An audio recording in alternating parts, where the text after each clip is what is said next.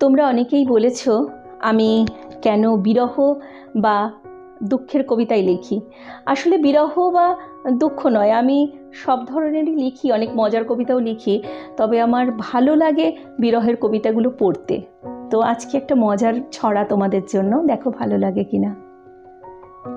মাঠের মাঝে একখানা ডিম, করল সবাই ভিড়, এলো কত জ্ঞানী গুণী, এলো কত বীর। কেউ বলল ডিমটা হাঁসের, পাখির বলে কেউ, শত শত গুঞ্জনের উঠল শত ঢেউ। এরপর এক পুলিশ এলো, পাকিয়ে বলে চোখ, ডিম সে তো ডিমই, সেটা যারই হোক। ওয়ারিস যখন কেউ কোথা নেই, সরকারেরই হবে। সরকার ভেবে মরে, ডিম পারলাম কবে। হাত নাড়িয়ে বলে সরকার, ওটা আমার না।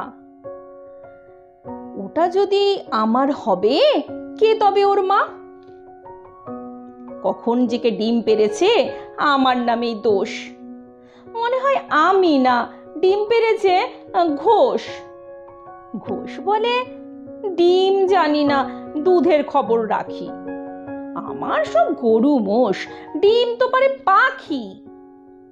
চক্রবর্তী চক্র চালায়, চক্রবর্তী চক্র চালায়, ডিমটা তার চাই।